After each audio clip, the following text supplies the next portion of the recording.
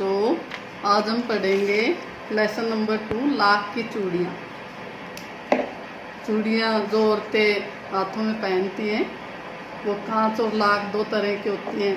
तो ये लाख की चूड़ियों का वर्णन किया गया है इसमें। लेखक कामता प्रसाद ने इस पाठ में ग्रामीण जीवन का बहुत ही सुंदर ढंग से वर्णन किया है। गांव के लोग किस प्रकार से मेहनती और सादगी भरा जीवन जीते हैं, और साथ ही साथ उन्होंने बताया कि ये जो मशीनी युग है, मशीनी युग के आ जाने से किस प्रकार से बहुत से घरेलू धंधे, कुटीर उद्योग बंद हो जाते हैं, जिसके कारण बहुत सारी परेशानियां झेलनी पड़ती है। तो इसमें लेखक कामता प्रसाद बताते हैं कि जब वो छोटे थे तो वो अपने गांव जाया करते थे, गर्मियों मामा के घर, गर्मी की छुट्टियों में मामा के घर जाया करते थे। और वहाँ वो बदलू काका के यहाँ जाया करते। बदलू काका जो थे वो लाख की चूड़ियाँ बनाया करते थे।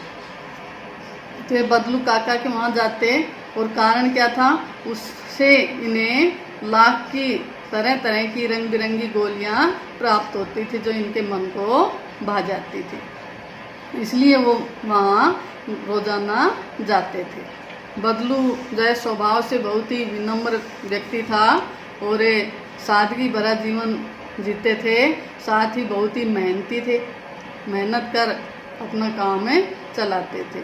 गांव में जो चूड़ियाँ बना कर के बेचते, उसके बदले में रुपए पैसे न लेकर के जो है कोई दूसरा सामान जैसे अनाज वगैरह लेते थे, जिसे वस्तु विनिमय कहते हैं। जो है बिना रुपए के वस्तु के बदले में वस्तु प्राप्त करना वस्तु विनिमय कहलाती है। तो इस प्रकार से वो जो है उनसे अनाज वगैरह लेकर के उन्हें चूड़ियाँ बेचते थे, और उनकी चूड़ियाँ बहुत ही सुंदर होती थी और बहुत जल्दी बिक जाया करती थी, क्योंकि उनकी चूड़ियों की अच्छी खपत थी उनके गांव में। उनके गांव में ही नहीं बल्कि अड़ोसी पड़ोसी गांव वाले भी उनसे चूड़ियाँ ले जाते थे। बदलू काका जो चूड़ियाँ बनाते, सुंदर सुंदर चूड़ियाँ, उन्हें जो है बेचते, तो उनके लिए किसी प्रकार की जो है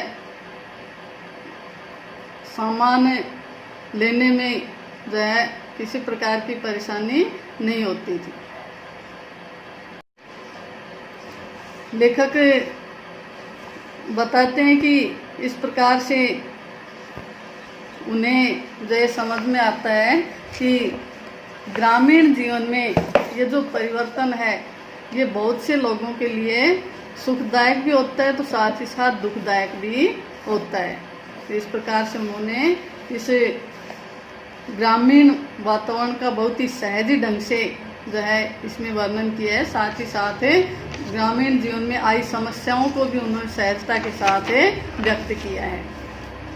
देखिए इसके शब्दार्थ करने, सभी शब्दार्थ लिख रखे हैं, वो आपको लर्न भी करने हैं, याद भी करने हैं, और साथ के साथ राइट भी करने हैं। देखिए लेखक को बदलू क्या देता था, लाख की गोलियां बना करके देता था रंग बिरंगी। लेखक को मामा के गांव जाने का चाव क्यों रहता था, क्योंकि मामा के गांव में बदलू काका से उन्हें रंग बिरंगी लाख की गोलियां प्राप्त होती थी जो उनके मन को भाती थी। इसलिए उन्हें मामा के गांव जाने का चाव रहता था। लेखक बदलू को क्या कहकर बुलाता था और क्यों? अब देखिए लेखक मामा के यहाँ जाता था, बदलू मामा होता, लेकिन वो बदलू काका कहता था। अभी कहते हैं वो क्यों कहता था ऐसा, तो लेखक बदलू को बदलू काका कहकर बुलाते थे, क्योंकि गांव के सभी बच्चे उन्हें बदलू काका कहते थे, और उनकी देख देख लेखक भी उन्हें बदलू काका ही कहते थे। बदलू क्या काम किया करता था? बदलू लाख की चूड़ियाँ बनाया करता था। क्या काम करता था? लाख की चूड़ियाँ बनाता था। अपने मामा के यहाँ लेखक का अधिकतर समय कहाँ बीतता था? बदलू काका के पास। जब भी मामा के जाते बहुत सा समय उनका बदलू काका के पास ही बीतता था। उसके पास बैठ जाते और घंटों उनको देखते रहते चूड़ियाँ बनाते हुए। बदलू लेखक को क्या कहकर पुकारता था? बदलू लेखक को लला कहकर पुकारता था। बदलू अपनी चूड़ियाँ कैसे बेचता था? वस्तु विनिमय द्वारा अपनी चूड़ियाँ बेचता था, यानी वस्तु के बदले में दूसरी वस्तु लेना वस्तु विनिमय कहलाता है। तो वो अपनी चूड़ियों के बदले में अनाज आदि लेता था। बदलू स्वभाव से कैसा व्यक्ति था? बदलू स्वभाव से बहुत ही सादगी भरा जीवन जीने वाला व्यक्ति था, बहुत ही सरल स्वभाव का था। शादी विवाह के अवसर पर उसका व्यवहार कैसा होता था? शादी विवाह के अवसर पर उसका व्यवहार जिद्दी हो जाता था और वो जिद करके चूड़ियों के बदले में बहुत कुछ प्राप्त करता था। किसी स्त्री के हाथ में कांच की चूड़ियां दिख जाने पर बदलू क्या करता था? बदलू उड़ जाता था, किसी के हाथ में कांच की चूड़ियां देख लेता और जो है उनको दो चार बातें भी सुना दिया करता था। बदलू लेखक से घंटों तक किन विषयों पर बात किया करता था? बदलू लेखक से उनके पढ़ाई लिखाई के बारे में पूछते, उनके शहरी जीवन के बारे में पूछते और उनके घर परिवार के बारे में पूछते रहते। इस प्रकार से घंटों उनसे बातें किया करते थे।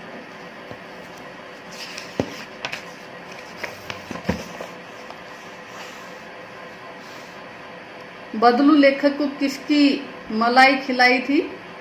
बदलू ने अपनी गाय के दूध की मलाई लेखक को खिलाई थी। किसकी फसल होने पर लेखक क्या खाता था? आम की फसल होने पर लेखक आम खाते थे। लेखक को किसकी और क्यों याद नहीं आई? जब लेखक बड़ा हो गया तो गांव गया तो उन्हें बदलू काका की याद नहीं आई, क्योंकि अब उनकी रुचि उन्हें जो है लाख के गोलियों में नहीं थी। लेखक जब दोबारा गांव पहुंचा तो उसने स्त्रियों की चूड़ियों में क्या अंतर पाया? लेखक जब दोबारा गांव पहुंचा तो उन्होंने देखा कि गांव की बहुत सी ज़्यादातर स्त्रियां जो है कांच की चूड़ियां पहनने लग गई हैं, जो पहले लाख की पहनती थी। लड़की कैसे घायल हो गई? लड़की जो है वर्षा से जो है रिपट करके गिर गई और जो है उसकी कांच की चूड़ियाँ टूट गई, जिससे वो घायल हो गई, उसे लग गई। बदलू कहाँ लेटा था? बदलू अपनी खाट पर लेटा हुआ था, नीम के नीचे खाट पर। लेखक ने बदलू को अपना क्या नाम बताया? लेखक ने अपना नाम जनार्दन बताया। बदलू कहाँ पर बैठा था? बदलू खाट पर बैठा था। बदलू का काम कई सालों से क्यों बंद था? क्योंकि अब उनकी लाख की चूड़ियों की खपतें बंद हो गई थी। गांव की औरतें कांच की चूड़ियां पहनने लगी थी, इसलिए उनका काम बंद हो गया था। बदलू ने आज के युग को मशीनी युग क्यों कहा है? क्योंकि आज के युग में मशीनों द्वारा जो है बहुत सा काम आसानी से हो जाता है, इसलिए इसे मशीनी युग कहा है। बदलू के शरीर की दशा कैसी हो चली थी? बदलू का शरीर जो है वृद्ध हो गए थे और उन्हें जो है खांसी आने लगी थी, दमा की शिकायत सी लगने लगी थी। बदलू ने अपनी खांसी का क्या कारण बताया? बदलू ने बताया कि जो है उन्हें दमा नहीं है, फसली खांसी है। यदि यह 2 महीने से आ रही है, 10-15 दिन में ठीक हो जाएगी।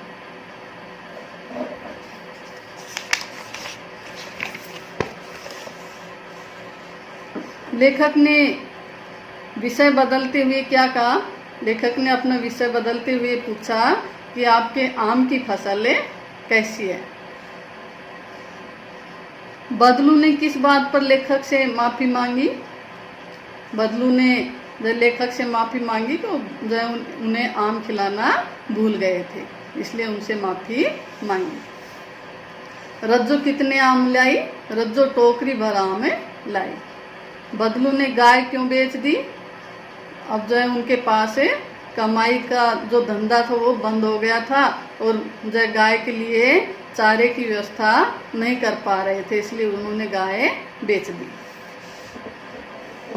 लेखक की नज़र रज्जो की कलाई पर क्यों ठिठक गई?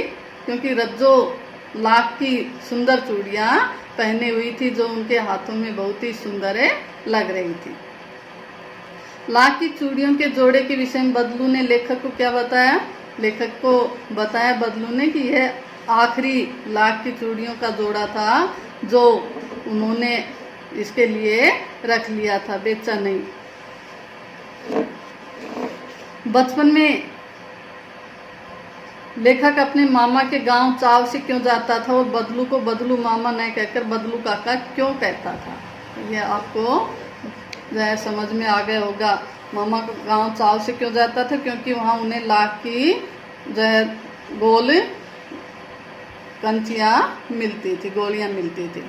बदलू को बदलू मामा नहीं कहकर उसे बदलू काका कहते थे, क्योंकि गांव के सभी बच्चे बदलू काका कहकर ही पुकारते थे। वस्तु विनिमय क्या है? विनिमय की प्रचलित पद्धति क्या है? वस्तु विनिमय क्या है? वस्तु के बदले में वस्तु लेना। विनिमय की प्रचलित पद्धति यही है कि वस्तु के बदले में, एक वस्तु के बदले में उसी की कीमत के अनुसार दूसरी वस्तु ले लेना वस्तु की जो है वस्तु विनिमय कहलाती है।